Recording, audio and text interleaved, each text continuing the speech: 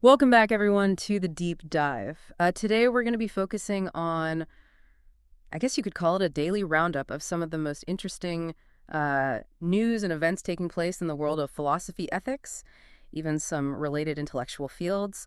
We've got a fantastic collection of articles and posts, and all this is hot off the press, folks, published within just the last few days. We'll be drawing from sources like Practical Ethics, the Indian Philosophy blog, a really interesting one called Exapologist, Philosophy Bits, GMG and Philosophy Refreshed, Philosophy for Our Times, and that's not all.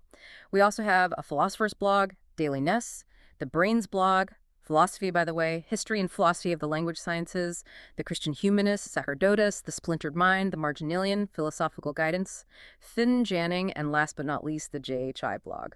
So as you can see, we've got our work cut out for us today. It's a lot to unpack, but that's exactly what we're here for, right? To break it all down and figure out what it means for us. Absolutely, and that's our mission today, to distill these often complex ideas and present them to you in a way that's both engaging and thought-provoking. I think it's safe to say we're in for a pretty stimulating conversation. Couldn't agree more. So let's dive right in. One of the first things that caught my eye was this concept of epistemic courage, and it seems to be gaining some traction. There's this highly commended undergraduate paper making the rounds. It was featured on Practical Ethics. It's by Arthur Littner from the University of Lancaster.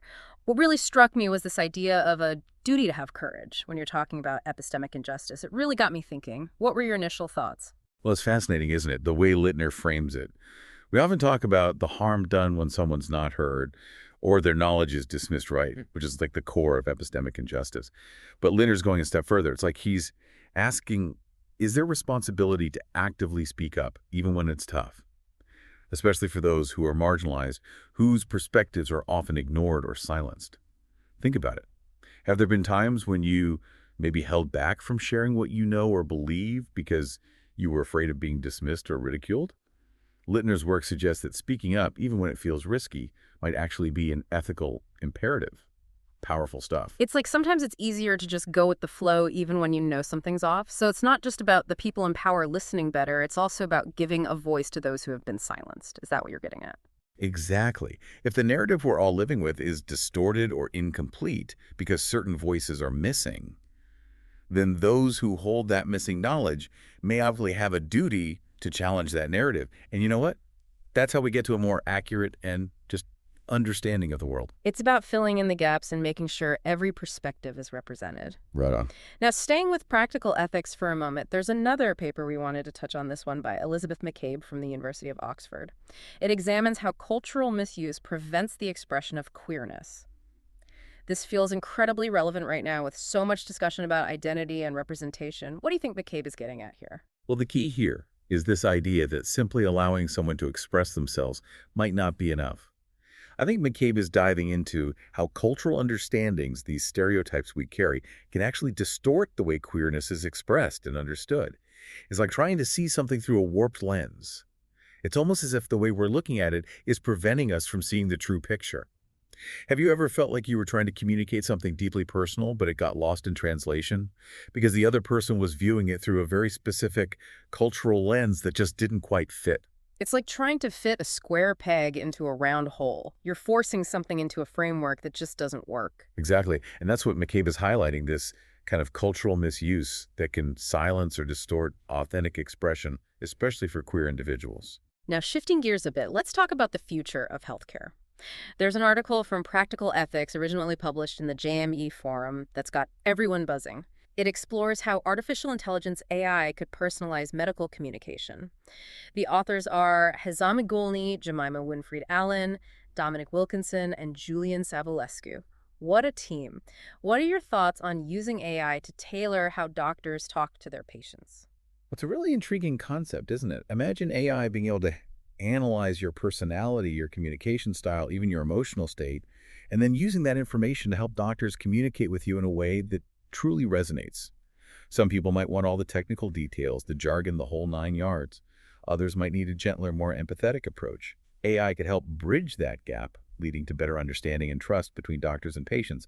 But of course, there are ethical considerations here. I was just thinking about that. What are some of the potential downsides? Well, could AI end up reinforcing existing biases, maybe communicating differently with patients from different backgrounds or socioeconomic groups?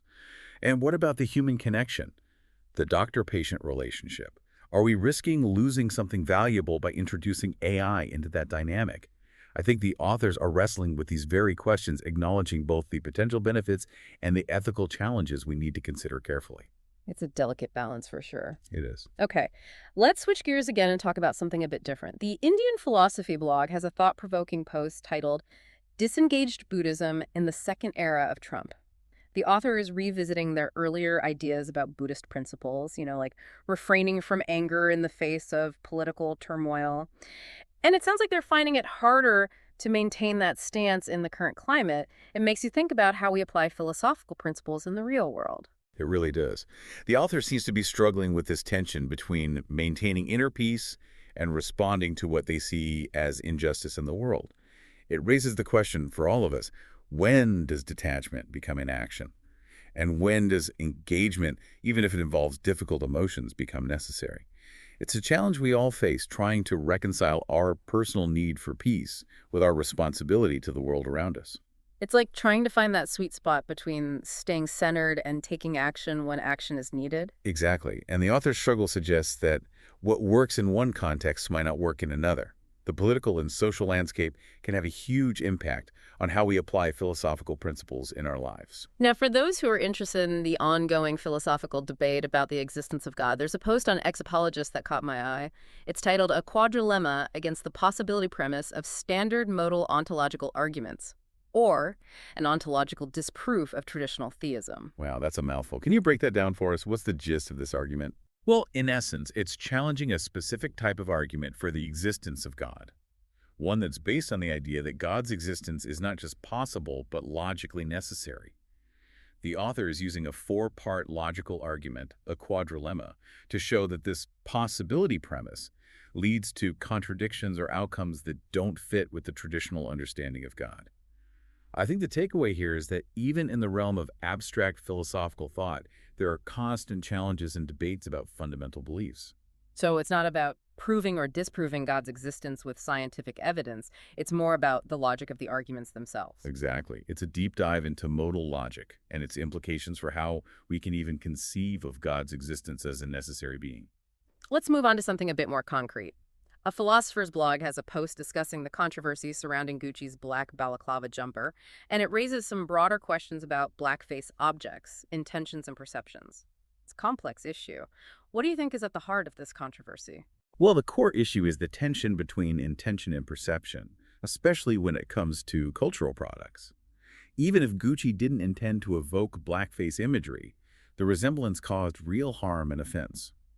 It highlights how crucial it is to consider the historical and social context of symbols and representations. The impact of something can be just as important, if not more important, than the intent behind it, especially when you're dealing with sensitive cultural issues. It's a reminder that we don't create things in a vacuum. Everything we do is viewed through the lens of history and people's lived experiences. Absolutely. We have to be mindful of that. Another post on a philosopher's blog asks a really pointed question. The FDA. Patients or companies?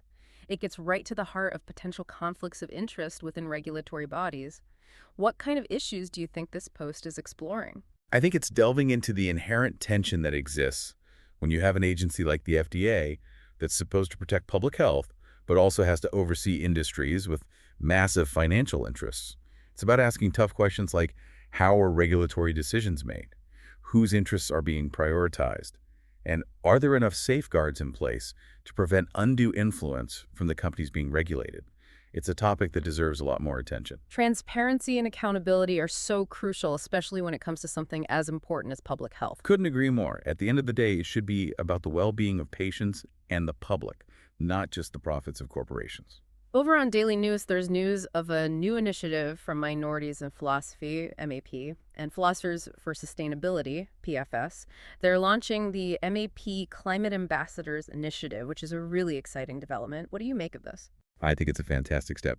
It shows that the philosophical community is recognizing the urgent need to address climate change.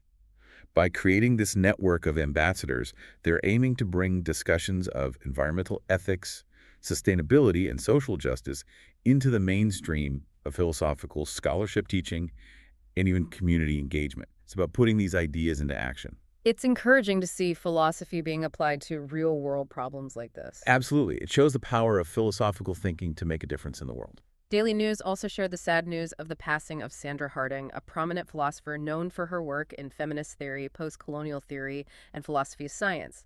She's perhaps best known for her development of standpoint theory. Can you talk a bit about the impact of her work? Sandra Harding's work was truly groundbreaking. She challenged traditional, often Western-centric views of knowledge, and her development of standpoint theory was a game changer. It emphasizes how our social positions, our experiences, shape what we know and how we understand the world. It's had a profound impact across disciplines, highlighting the importance of diverse perspectives and the need to critically examine whose voices are privileged and whose are marginalized when it comes to knowledge production. Her work has really helped us to think more critically about how knowledge is created and whose voices are heard. Exactly. Her legacy encourages us to constantly question our assumptions and to value the insights that come from diverse lived experiences. And finally, from JHI Blog, there's a piece that caught my attention titled, Other Worlds, Other Persons, Theological Encounters with Extraterrestrials in Early Modern Fiction. What an intriguing intersection of theology and speculative fiction. What do you think this piece is exploring? It's probably delving into how thinkers in the early modern period grappled with the theological implications of encountering extraterrestrial life, even if it was just imagined in fiction. It's fascinating to think about the questions they must have wrestled with: the nature of personhood, the scope of God's creation, the possibility of salvation for beings on other planets, and the very definition of humanity itself. It gives us a glimpse into how long humans have been contemplating our place in the cosmos, and how we've used theological frameworks to address these profound questions even before we had the technology to explore space. It's a reminder that these questions about our place in the universe have been with us for centuries. Absolutely. And they continue to fascinate and challenge us today. Well, we've covered a lot of ground today, haven't we? From the ethical imperative to speak truth to power, to the potential and perils of AI in healthcare, to the historical and philosophical questions raised by the possibility of life beyond Earth. It's been quite a journey through some of the most current and compelling discussions taking place in the world of philosophy and related fields. Hopefully, this deep dive has given you some food for thought. What resonated most with you? What questions are you still pondering? The exploration continues.